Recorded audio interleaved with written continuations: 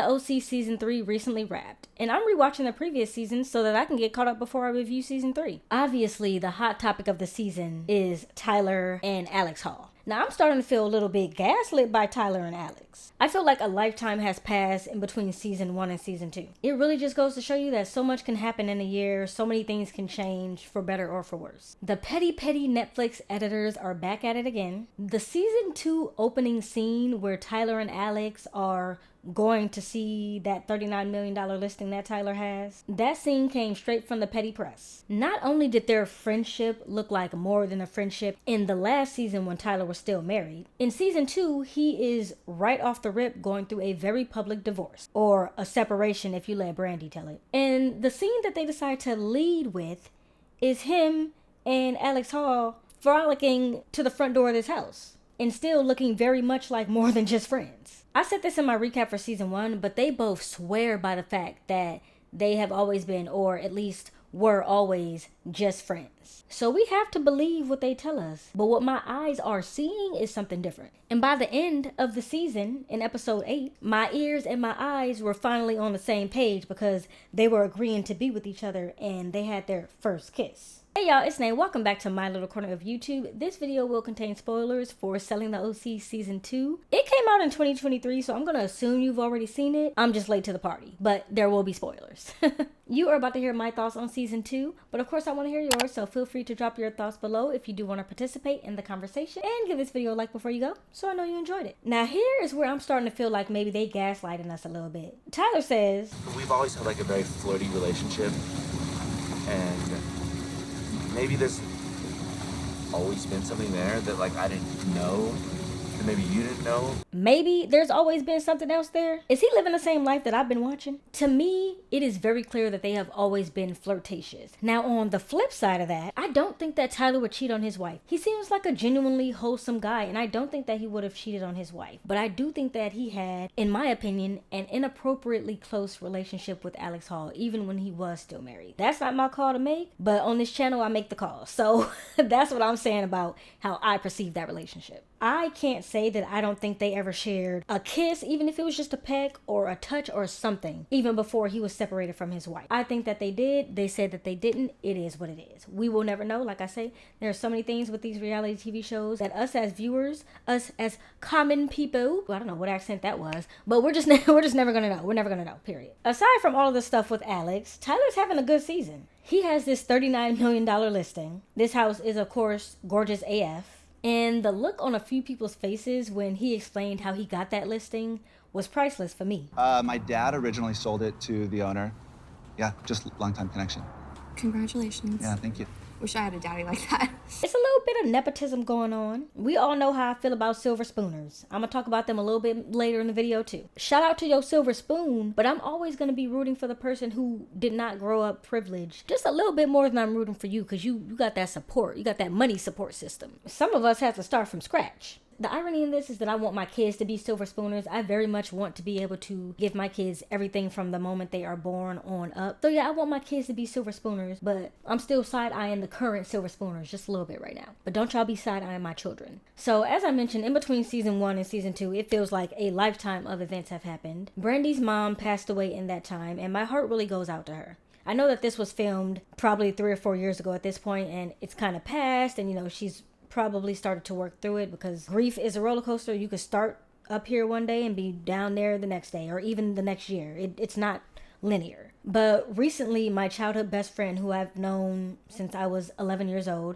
her mom was recently diagnosed with a rare form of cancer, and it's hard, it's difficult. Of course, more difficult for them, but I've been a part of their family for so long, and I'm trying to be there, and I'm trying to be helpful and show up how I can as a friend. And it's hard. It's a hard situation. When I was watching Season 1, 2 weeks ago, Brandi said that about her mom, I really was pulling for her, because I am, in a way, currently going through a situation like that with my best friend. So it really did hit. So I was sad to learn that her mom passed away. So sending all my love out to Brandi for that is tough. Now, Brandi seems to have a very strong moral compass, which is not a bad thing. But I, of course, am only bringing it up because it came up when she was having a conversation with Polly about whether or not Tyler is divorced or Tyler is separated. Now, they were harping on the fact that Brandi said, well, is the ink dry on the divorce paper? Which I think is a mute point. That's kind of just something that people say. That wasn't the main point that she was driving. The point that she was driving is kind of something that I agree with. Is he divorced or is he separated? If you know that you're separated and that separation is 100% leading to a divorce, then do you, boo? But I think Brandi's point of view is that Alex Hall doesn't know that it's 100% leading to a divorce. So you could end up being with somebody while they're on a break, while they're separated, and then they get back together, and now you sitting there looking dumb because you couldn't wait till the divorce was final or till the ink was dry. So I think that's the point she was driving, is from a moral standpoint. Just wait until the divorce goes through. You know, you don't want to be that person and then they get back together and all of a sudden you twiddling your thumbs now. Polly was saying that she 100% thinks that Alex and Tyler should date. And Brandi was like, look, girl. Husbands and wives get separated all the time. Sure. Then they get back together. No. You do not want to be that girl that's in the middle of a situation where they might get back together. They're They not. might. You talk to her? Who? His wife.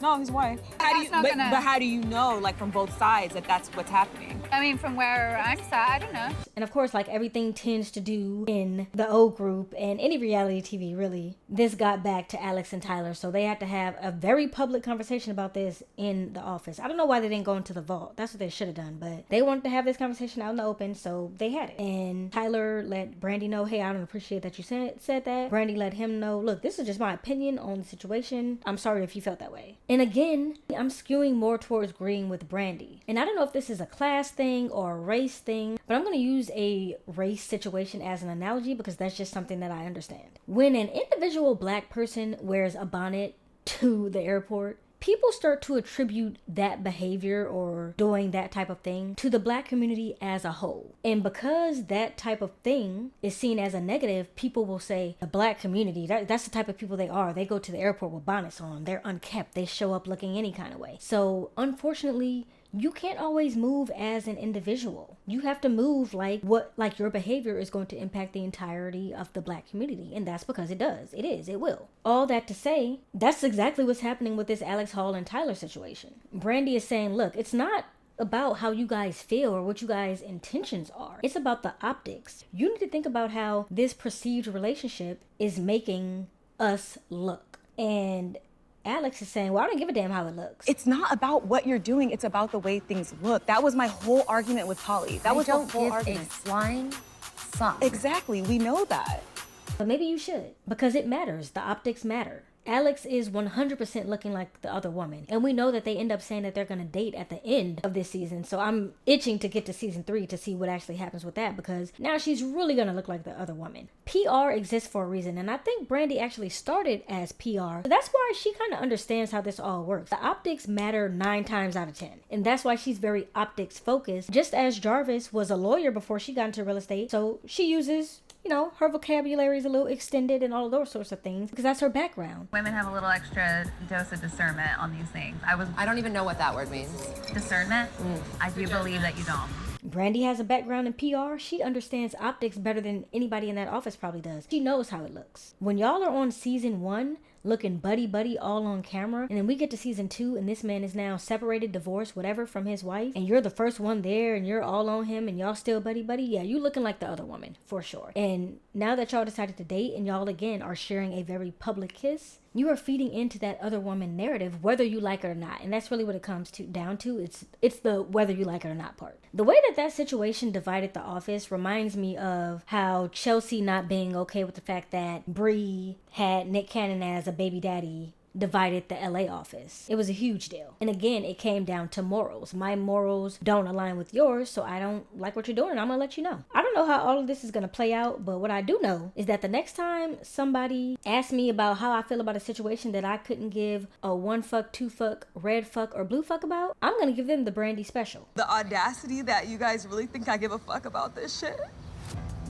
I don't. Like, it's the audacity for me. Now, in addition to all that stuff going on with Hall, Tyler also has this little side situation going on with Polly. Now, truth be told, I'm not surprised at all to see Polly in some mess this season because, like I said, I thought she was wrong last season for sitting all on Tyler's lap when they were on that boat. She clearly was flirting with him too. Now, again, they say that that's the type of relationships they have. I'm just saying it looked a little sus from the outside looking in. If he lets his friends sit on his lap and his wife was okay with that, that's their business. I, however, do want to see this alleged video of them making out in the office, and I also want to know who recorded it because I'm just as petty as these people. Speaking of petty, Kayla was being very, very, very petty by going around and telling everybody that they in fact made out in the office. But can you really be mad at her? Because we all know why she did it. Polly and Alex dragged her last season for trying to kiss Tyler. Granted, she did it when he was still married and he didn't want to kiss her, so it was a little bit different, but not very much different. Not very much different. So she definitely started telling everybody that because she wanted to do it as payback. And I can't be mad at that. She seems to have found her voice. It's a messy voice, but it's a voice nonetheless. Now, all this damn door knocking that Rose and Jarvis do, I'm about to put on my heels, do my hair and my makeup. Not really, because I don't wear makeup. Put on some lip gloss, and I'm about to start door knocking too, because they are getting listings and husbands. Y'all might hate me for this, and I know that I am in the minority when I say this, but sex sells. Is Rose sometime a little slutty with what she wears and how she interacts with her clients? Maybe, but if it's working for her, then it's working for her. She's single as hell. She's flirting with men who are single as hell. What's the problem? I think she's smart as hell for doing that. I'm gonna tell y'all a little quick story. Back in college, I used to do Postmates. Y'all know what Postmates is. Like DoorDash, they deliver food. And when I first started doing it, I would, jeans and a t-shirt or leggings and a t-shirt and a hoodie like I'm wearing now, because it's a lot of in and out of the car. It's a lot of driving. You want to be comfortable. But I very, very quickly learned that as a woman, you have an advantage when you're doing something like Postmates, because just so y'all know, most of the money that you make doing something like Postmates or DoorDash are tips. It's just like being a server or a hostess. A lot of the money that you make is off of tips, and you get to keep 100% of the tips, so you really are working for those tips. I learned very quickly that there are two main things you need to do to make money while postmating. You need to postmate in high value areas. So that means I stopped doing it in the neighborhood that I lived in, and I started doing it in neighborhoods like the Hollywood Hills, Bel Air, some areas of Beverly Hills, because all of Beverly Hills isn't nice, but you know what I mean? Nicer areas. Why? Because that's where the money is. Second thing that I learned is that I'm gonna get a bigger tip if I'm delivering to a man, and I'm gonna get an even bigger tip if that man finds me attractive. What did I start doing? I started dressing more attractive when I was doing Postmates because I got better tips out of it. I delivered batteries, I think it was, to a guy one night. It was like, he wrote down in the description, go to Target, I need batteries for like my gaming controller, whatever it was. That man left me $100 tip on like a $10 order. No doubt, because I showed up and I looked nice. And he lived in a really nice house. If y'all want to tell me that as a woman you've never done anything like that, I'm not saying that you have to be like boobs out, all of that. But if you dress nicer, you show up looking presentable, men fall for shit like that. And I made much better tips the sooner that I put two and two together. I started making so much money off of that. So I'm never gonna look down on a woman for getting it how society has told us that you have to get it. I know last season people were saying that she slept her way to the top, slept her way into some listings. I'm not gonna say if she did or didn't have sex with anybody, but what I will say is I don't care, because that's her business. And as far as the flirting part, I definitely don't see any issues with the flirting, because like I said, she's single. If the potential client is also single, then go ahead, girl. I love the demo party that she did. I mentioned before that I watch a lot of House Hunters. I especially love House Hunters version where they renovate stuff, because I just like to see a house go from, a fixer-upper to, oh my god, that's magnificent. So I love demolition. I want to be able to take a sledgehammer to a wall one day in the name of demolition and just see how that feels. It looks like a lot of fun. I enjoyed that party. Another thing I enjoyed about that party is the people who have to watch them fight at every single event that they have. Something like this happened on the LA season on Selling Sunset, where they were, I think this was at Chelsea's birthday. They were at Chelsea's birthday and the server was trying to serve them food and they were going back and forth. Yap. And the server's just low-key trying to get the tea. He's like, y'all want this? But you could tell he's listening. I don't know if the people at this demo party were extras hired to make it look like they were supposed to be there, or if they were actual people that they knew. But watching their facial expressions when these people are arguing is priceless to me. They just look genuinely uncomfortable to be there. Jarvis was also in some light mess last season, but in episode 3 of this season, Austin was claiming to have seen her at some type of Eyes Wide Shut party. Now, if you don't know what Eyes Wide Shut is, I suggest you go watch it. Unless you're like a prude, then you'll probably be like, oh, that was terrible, but I think it's a good movie. Tom Cruise stars in it. It's a Stanley Kubrick directed film. I think it's great. A lot of people leave with a lot of questions after watching Eyes Wide Shut, and that's just kind of what it's supposed to be. Like, you don't really get a lot of the answers that you wish you would have had, but I think it's a great watch nonetheless. But my question to Austin is, if you're at an Eyes Wide Shut type of party, you are only getting in the door, unless you sneak in, you are only getting in the door if you are someone who's supposed to be there. So what the hell were you doing at that party? Talking about you think it was some kind of swinger situation. You don't know why Jarvis was there. Why were you there? Because you got a whole wife of kids. Why were you there? But I digress on Austin. We're going to talk about him a little bit more later. Now, some of the girlies in the office are also talking about the fact that Jarvis's husband is 20 years her senior. Again, mute point to me. Don't care. You can date whoever you want to date. They are both legal adults, okay? If she want her husband to be 50, 60 years old, then it is what it is. I think they may be trying to imply that he's her sugar daddy or something. But again, why y'all care? If he knows that he's her sugar daddy, she knows that he's her sugar daddy, and they still want to get married, why y'all mad about that? Like, I just can't find it in me to be mad at that. Like, how you want me to be upset when they both know what the situation is and they seem perfectly happy with it? Jarvis does have some sneaky ways, though. She threw Rose under that bus fast as hell as soon as a new Alexandra came into the office. She immediately went after that new girl and threw Rose to the side, claiming that they weren't really friends, which I think that's a flat out lie. Now, she might be upset with Rose because she feels like she a little slutty, but they definitely were friends. And then, of course, she didn't outright defend Rose when this whole situation with Alex and her client came up, and saying that Rose went up to the client and asking why he's working with her and how long has he known her. Jarvis didn't immediately go to Rose's defense, which, okay, you should defend your friend, but to her point, she's saying, how do I know that you didn't say that? Maybe you did say that, so hey, it is what it is on that. And that's the thing with these reality shows and these storylines. I always try to bring us back to reality, right? And that is, we don't know these people. We don't know Rose. Rose might have very well done that, and she might have been capable of doing that. And that could be why Jarvis didn't defend her, because she knows she's capable of doing something like that. And then we have Austin. Now, in regards to Austin, I already had some feelings about him last season. I said it didn't feel like he wanted to include his wife in his extracurricular activities. It doesn't feel like the whole husband thing is for him. He tried very hard to keep his marriage separate from his social life, his work life, which I guess is fair on some level, but I felt like he did it to the extreme. He didn't want her hanging out with him. He didn't want her partying with him, and he just didn't look happy. And now, I think in the past few weeks, I've decided that I don't want any more children. Says he doesn't want more kids, and I'm starting to wonder, did he want the 2 that he has? I think he probably would have been happier with 1, and then she ended up getting pregnant with twins, and he was like, ooh. And look, that might sound like a crazy thing to say, but even putting Austin aside right now, a lot of people regret having kids, but they just won't say it because it's not socially acceptable to say. Kids are a lot of work, and kids are one of those things in life that you can't throw into reverse, right? You can't put it in reverse, Terry. You're not doing that with kids. With dating someone or even with a marriage, you can separate, you can get divorced. But if you have kids or a kid and then you realize, ooh, I didn't really want this. This is not what I thought it would be. Too bad, so sad. Like, you don't get to go back to a time before. You can't divorce your kids. So it's one of those things where some people really don't want kids once they have them, and there's nothing you can do about that. He gives off those vibes, or maybe he's just overwhelmed in this toddler stage of life, but the man don't look happy. I'm sorry. I do agree with him on something though. His wife also grew up a silver spooner, so she doesn't fully understand what it takes to make and keep money. Money doesn't grow on the black Amex that your mommy handed to you. And listen, I said I would come back to this. I know that it's going to sound like I'm hating on silver spooners. And that's because, baby, I am hating on silver spooners, okay? Who wouldn't have wanted to be a silver spooner? I did.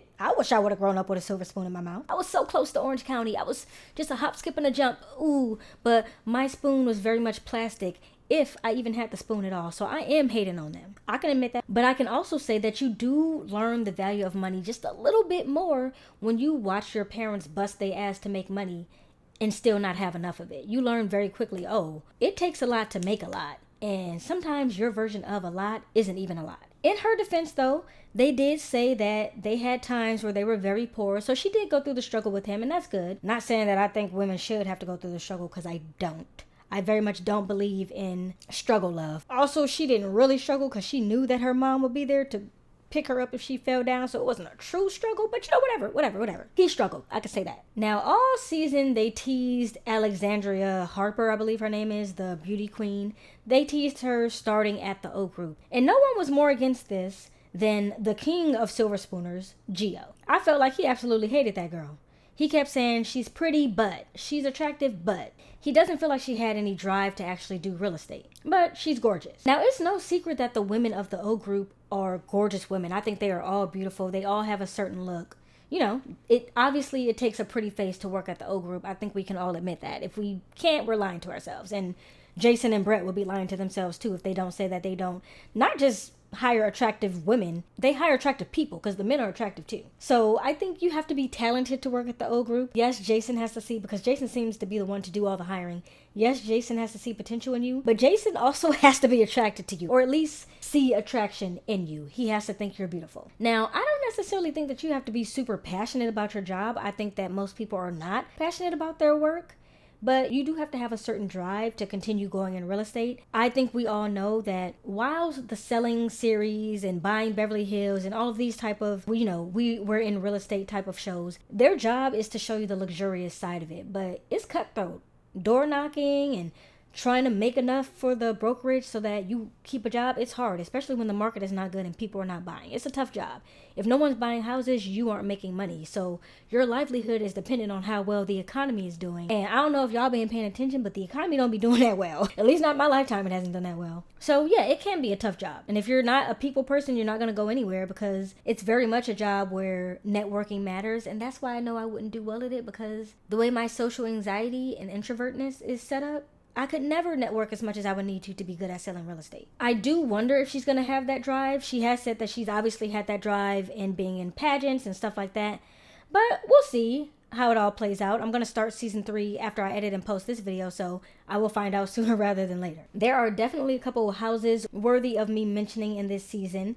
Obviously, that $39 million listing that Tyler has, impeccable. They said that the owner raised her kids in it and now she's ready to dip because her kids are grown and gone. I want to raise my kids in a mansion and then be like, I don't need this mansion anymore. My kids are grown. Goals. Gio's family home, which I'm not necessarily remember anything about it except for the fact that it's kind of sad that it's being sold because his parents are split up. So that was another house that made a feature. Also, Tyler's personal family home that he grew up in made an appearance this season. These people really did grow up privileged. Goddamn. There also was that $70 million house, which if I could just have half of those 70 millions, I could change my entire life, but I digress. I'm trying to make it. I'm going to say this 5,000 times while I review the selling series, but if you watch me, you know that I love walk-in closets that have islands in them.